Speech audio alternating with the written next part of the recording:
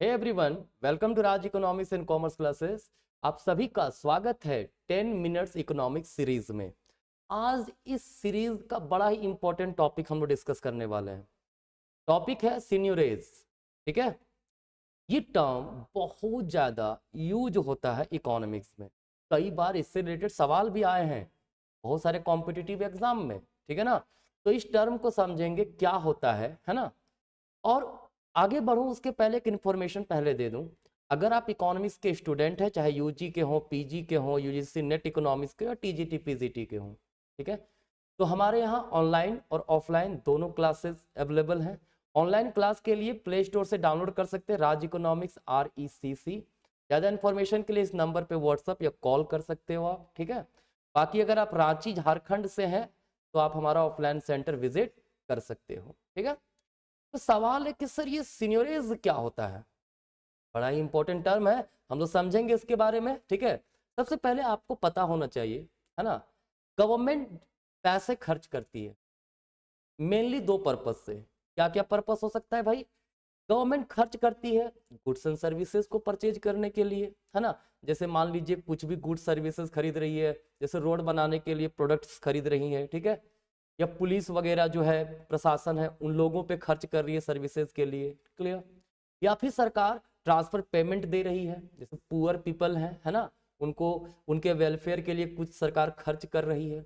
सरकार ये सब खर्च करती है, तो भाई एक सवाल तो मन में आएगा ना, सरकार ये खर्च कहाँ से करेगा? सरकार के पास पैसा आना चाहिए ना। तो कहता है सरकार के पास कई सोर्सेस हैं। ठीक है, मेनली तीन है। कौन कौन? या तो सरकार क्या कर सकता है, टैक्स के थ्रू रेवेन्यू जनरेट कर सकता है, इनकम टैक्स, GST, ये सब टैक्सेस के थ्रू जो पैसा कलेक्ट होगा। ठीक है, एक तो वो तरीका है। दूसरा क्या तरीका है? सरकार बोरो कर सकती है फ्रॉम द पब्लिक, है ना। कैसे? बॉन्ड्स वगैरह को सेल करके सरकार जो है रेवेन्यू जनरेट कर सकती है। या तीसरा मनी प्रिंट कर सकती है। तीसरा क्या कर सकती है सरकार? मनी प्रिंट कर सकती है, जितना रिक्वायरमेंट है पैसा का, जितना खर्च है उतना पैसा वो प्रिंट कर ले। ठीक है, अब एक बात समझिएगा, अगर गवर्नमेंट रेवेन्यू जनरेट करती है bye printing new note, printing money, ठीक है, इसको बोलते हैं सीनियोरेज। ठीक है, सीनियोरेज पढ़िए, साइनोरेज पढ़िए, आपकी मर्जी है, बट मैं सीनियोरेज पढ़ता हूं तो आप देख सकते हो। ठीक है, ये आया है सीनियोर से, जो कि फ्रेंच वर्ड है जिसका मतलब फ्यूडल लॉर्ड होता है। ठीक है, कहता है मिडिल एज जब था उस समय कहा जाता है lord had the exclusive right in the manner to coin money. ठीक है, लॉर्ड के पास वो पावर था, एक्सक्लूसिव राइट था। अभी नोट, करेंसी, इसका पावर किसके पास है? सेंट्रल गवर्नमेंट के पास है, मतलब जो कंट्री का मॉनेटरी अथॉरिटी होता है उसके पास होता है। ठीक है, तो एक प्रकार से प्रिंटिंग मनी जो है एक प्रकार से रेवेन्यू जनरेट करने का तरीका है, किसके लिए? गवर्नमेंट के लिए। ठीक है, अब मन में सवाल आएगा कि सर प्रिंट मनी प्रिंट करके खर्च करने से क्या कोई इंपैक्ट नहीं पड़ता है? बिल्कुल पड़ता है।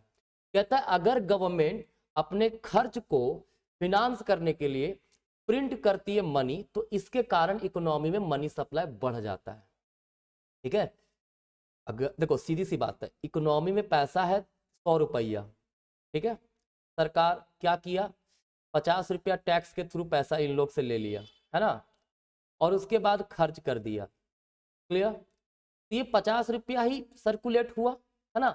मनी सप्लाई यहाँ पे वैसा कुछ खास बढ़ा नहीं, क्योंकि अगर हम सिंपली आपसे पैसा टैक्स के रूप में लिए, वही पैसा आप पे खर्च कर दिए, ठीक है, तो उससे मनी सप्लाई उतना ज्यादा अफेक्ट नहीं होता है। ठीक है, लेकिन अगर नया नोट ही छाप दें तो उससे मनी सप्लाई बढ़ जाएगा, और जब मनी सप्लाई हमारा बढ़ता है ना, तो इससे क्या होता है? इन्फ्लेशन क्रिएट होता है।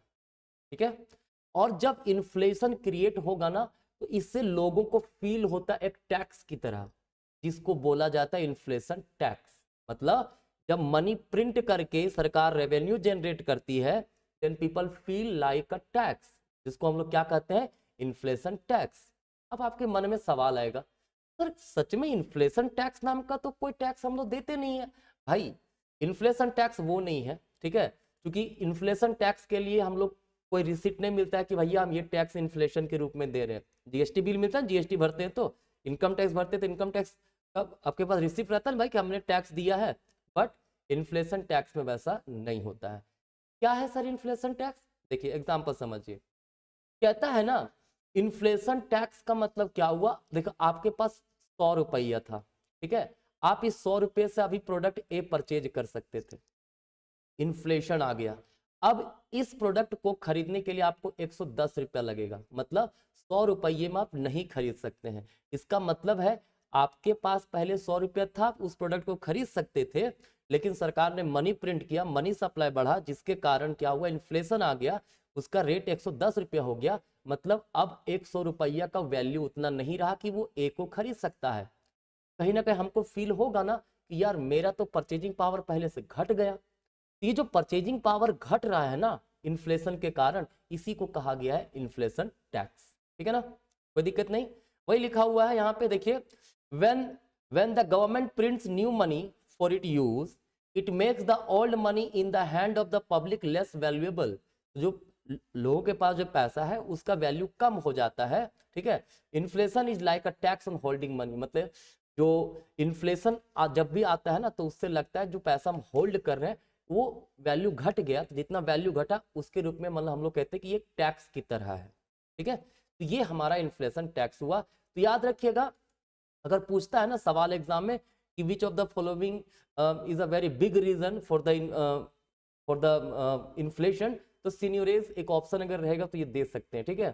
सीनियरेज बहुत ही बड़ा फैक्टर होता है जिससे इन्फ्लेशन काफी तेजी से बढ़ता है, ठीक है, ये इन्फ्लेशन को कंट्रीब्यूट अच्छा खासा करता है, ठीक है। तो ये था सीनियरेज का मीनिंग, मुझे उम्मीद है आपको समझ में आया होगा। साथ में मैंने जो भी नोट्स ये जो मैं देता हूँ ना, अगर आपको कुछ मन है तो आप इसको चाहे नोट कर सकते हैं, ठीक है, ये किसी ना किसी बुक्स वगैरह का रेफरेंस से रहता है, ठीक है।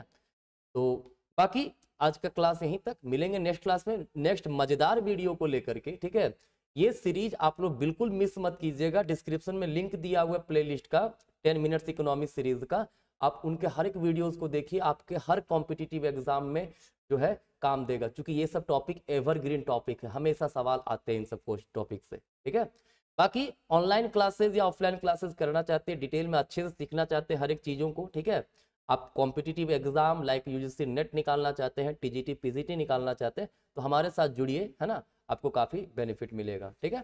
चलिए इन्फॉर्मेशन के लिए जो स्क्रीन पे आपको नंबर दिख रहा है उस पर आप कॉन्टेक्ट कर सकते हैं, ठीक है। तो आज कहीं तक, मिलेंगे नेक्स्ट क्लास में, तब तक के लिए धन्यवाद।